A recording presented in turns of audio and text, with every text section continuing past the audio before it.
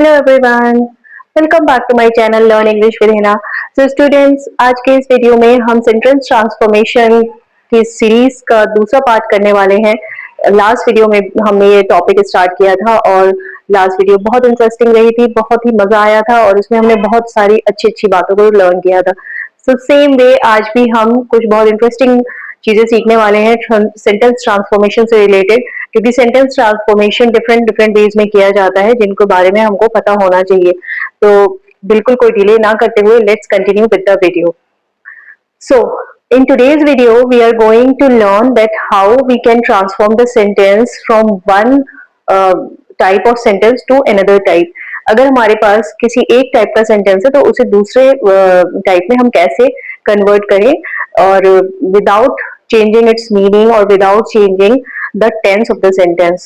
जैसे like you know कि we have different types of sentences, हम we have assertive, imperative, exclamatory, interrogative, ये major types होते हैं sentences के।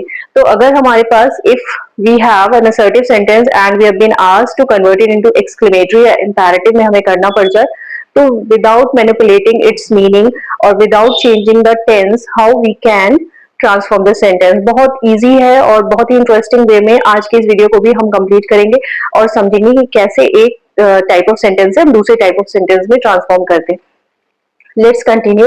फर्स्ट जो हम समझेंगे वो है असर्टिव टू इंटेरोगेटिव। अगर असर्टिव सेंटेंस है मेरे पास तो हम उसको इंटेरोगेटिव में कैसे कन्वर्ट करेंगे। तो असर्टिव क्या होता है, वो एक तरह का स्टेटमेंट होता है, राइट, और इंटेरोगेटिव जो है वो क्वेश्चन होता है। तो दैट मीन्स कि जो असर्टिव और इंटेरोगेटिव में मीनिंग बिल्कुल चेंज नहीं होना चाहिए और विदाउट चेंजिंग द मीनिंग हम उसको चेंज कर दें। So let's see the example से हम थोड़ा अच्छे से समझते हैं। एग्जाम्पल जो मैंने लिया है मेरे पास है she is your cousin. She is your cousin. अब एज इफ यू नो कि हमें इंटेरोगेटिव के लिए या तो कोई WH वर्ड चाहिए या फिर हम हेल्पिंग वर्ब की हेल्प से हम क्वेश्चन को पूछ सकते हैं। अब यहाँ पर इफ यू कैन सी कि यहाँ पर हेल्पिंग वर्ब यूज हुआ है इज। तो हमें एक्स्ट्रा किसी और इंटरोगेटिव वर्ड को यूज करने की कोई रिक्वायरमेंट नहीं है, क्योंकि उससे क्या होगा कि अगर हमने कोई WH इसमें वर्ड ऐड किया तो ये सेंटेंस जो है उसका मीनिंग चेंज हो जाएगा, तो वो हमें नहीं करना है। तो हम क्या करेंगे, जो हेल्पिंग वर्ब यूज हुआ है असर्टिव में यूजुअली होता ही है, तो हम उसी से अपने क्वेश्चन को फ्रेम करेंगे। तो आपका जब इंटरोगेटिव स्टार्ट होगा तो वो हेल्पिंग वर्ब से स्टार्ट होगा, तो उसी हेल्पिंग वर्ब को इज को आप बिगनिंग में ले आइए सेंटेंस के यहाँ पर इज। अब बिकॉज ये सेंटेंस है तो हेल्पिंग वर्ब या क्वेश्चन वर्ड के बाद आपके पास सब्जेक्ट आना चाहिए। तो सब्जेक्ट आपका शी है, शी को एज इट इज रहने दीजिए। इज शी योर कजिन, बाकी की चीजें सेम एज इट इज रहेंगी। एंड सी कि हमारा जो असर्टिव था वो कितनी इजीली एक इंटेरोगेटिव में कन्वर्ट हो गया। ओके, तो अगर कोई ऐसा सेंटेंस असर्टिव सेंटेंस दिया रहे जिसमें कि कोई भी हेल्पिंग वर्ब यूज नहीं हुआ है, तो उस केस में मैं क्या करूंगी, उस केस में डू या डज में से आप किसी एक वर्ड को यूज करके अपने सेंटेंस को इंटरोगेटिव सेंटेंस को फ्रेम कर सकते हैं। डू या does according to the person use होता है। क्वेश्चन ये भी अराइज होता है कि जो स्टेटमेंट था असर्टिव उसमें आई लाइक कॉफी था, वो फर्स्ट पर्सन में बोला गया था। तो जब हम उसकी क्वेश्चन करेंगे, क्वेश्चन खुद से तो पूछा नहीं जाता है, क्वेश्चन किसी और से ही पूछा जाएगा, तो इसीलिए फर्स्ट पर्सन तो आप यूज करोगे नहीं क्वेश्चन में। तो क्वेश्चन में अब आप जब इंटेरोगेटिव करेंगे तो फर्स्ट पर्सन की जगह आपको क्या करना होगा, आपको सेकंड पर्सन को रखना होगा, क्योंकि क्वेश्चन को कभी भी खुद से नहीं पूछा जाता। तो इसीलिए मैं आई की जगह यू सब्जेक्ट को यूज करूंगी, यू को, और बिकॉज मैंने यू को यूज किया है तो इसीलिए डू अप्रोप्रिएट है उसके साथ। तो डू यू लाइक कॉफी मेरा ये इंटेरोगेटिव सेंटेंस हो जाएगा। सो यू कैन सी कि कितना इजी है असर्टिव सेंटेंस को इंटरोगेटिव में कन्वर्ट करना। जब आप इंटरोगेटिव से असर्टिव में जाएंगे तो हमने अभी असर्टिव से इंटरोगेटिव में जाने के लिए जो चेंजेस किए उनको आप बैक कर दोगे, उनको आप वापस से वैसे ही कर दोगे। कोई और कुछ नहीं करना है, कुछ नहीं करना है कि इंटरोगेटिव अगर है तो उसमें कुछ और डिफरेंट मैं करूं, नहीं। यहाँ पर मैंने जिसमें ऑक्सिलरी वर्ब नहीं था उसमें मैं डू या डज कुछ ऐड कर रही हूँ, तो बस वो अगर आपके इंटरोगेटिव में दे रखा है उसको हटा दीजिए। अगर हेल्पिंग वर्ब दिया हुआ है तो सब्जेक्ट को पहले करिए और हेल्पिंग वर्ब को बाद में करिए और अपना असर्टिव सेंटेंस फ्रेम करिए। तो ये तो हो गया असर्टिव से इंटरोगेटिव में अगर कन्वर्ट करना पड़े सेंटेंस को, या फिर इंटरोगेटिव से असर्टिव। नेक्स्ट हमारा है असर्टिव टू एक्सक्लेमेटरी। असर्टिव से एक्सक्लेमेटरी जाने के लिए हमें क्या करना होगा, एग्जाम्पल से समझते हैं, ज्यादा क्लियर होगा। It is a very beautiful garden.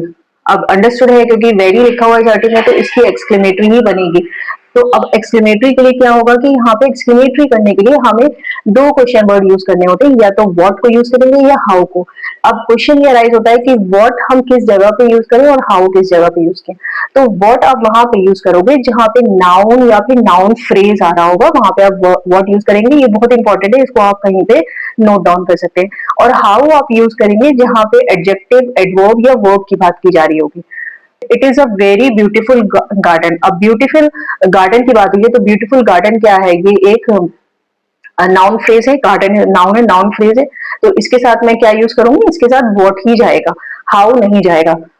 तो व्हाट, व्हाट सबसे पहले लिखेंगे क्योंकि ये एक एक्सक्लेमेटरी है, तो व्हाट सबसे पहले आएगा। उसके बाद वेरी, ये जो अननेसेसरी चीजें हैं, वेरी को आप हटा देंगे क्योंकि हम एक्सक्लेमेशन की बात कर रहे हैं, तो उसमें वेरी का कोई यूज नहीं है, वेरी असर्टिव के लिए यूज किया जाता है, तो यहाँ पे वेरी को आप बिल्कुल ओमिट कर दीजिए।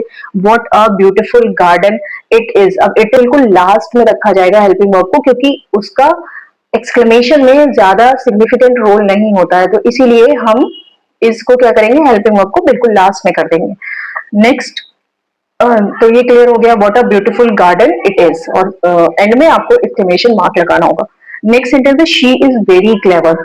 She is very clever. अब ये जो क्लेवर है वर्ड, ये क्या है, ये एडजेक्टिव है, एडजेक्टिव है, ठीक है। तो ये एक गर्ल के लिए यूज हुआ है और ये एडजेक्टिव है। तो मैंने आपको जैसे कि बताया कि एडजेक्टिव वर्ड अगर है और उसकी आपको एक्सप्लेनेशन करनी है तो आप हाउ का यूज करेंगे। तो सिंपल है, हाउ सबसे पहले लिखा जाएगा, उसके बाद क्लेवर होगा, फिर हाउ क्लेवर शी इज क्योंकि इज है इसमें, और एक्सक्लेमेशन जो है वो टाइम को भी एक्सप्रेस करता है, तो टाइम को एक्सप्रेस करता है, तो इज आपको रखना पड़ेगा लास्ट में टाइम को बताने के लिए, ठीक है। और क्योंकि लास्ट में इसलिए रखा है बिकॉज ये अननेसेसरी है, बट हमारे असर्टिव में दिया हुआ है तो हम इसे रखेंगे। तो हाउ क्लेवर शी इज, ये हो जाएगा हमने असर्टिव से एक्सक्लेमेटरी। तो कितना इजी है। और सेम इसी तरह से जब आप एक्सक्लेमेटरी से असर्टिव में जाओगे तो जो जो चेंजेस हमने अभी किए हैं उन चेंजेस को आप उन चेंजेस को वापस से वैसा ही कर देंगे जैसा कि असर्टिव में था, और अलग से कोई भी चीज नहीं है, ठीक है।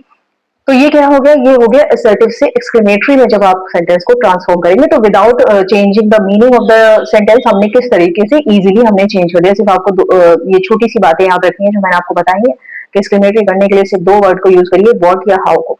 व्हाट और हाउ को अकॉर्डिंग टू द आप नाउन यूज करेंगे कि जिसके लिए आप उस एक्सक्लेमेशन को यूज कर रहे हैं या फ्रेम कर रहे हैं। क्लियर हो गया। नेक्स्ट है हमारा असर्टिव से अगर हमें इंपैरेटिव करना पड़े सेंटेंस, तो इंपैरेटिव क्या होता है, इंपैरेटिव होगा कमांड होगी, रिक्वेस्ट होगा, ऑर्डर होगा, ठीक है, वेरी गुड। इंपैरेटिव में दूसरी बात क्या है कि इंपैरेटिव में सब्जेक्ट नहीं होगा, डायरेक्ट आप कमांड को कमांड दे देते हैं या ऑर्डर दे देते हैं, उसमें सब्जेक्ट की कोई रिक्वायरमेंट नहीं है। तो ये कुछ बातें हमें पहले से ही पता है, तो लेट्स सी कि हम असर्टिव से इंपैरेटिव कैसे करते हैं।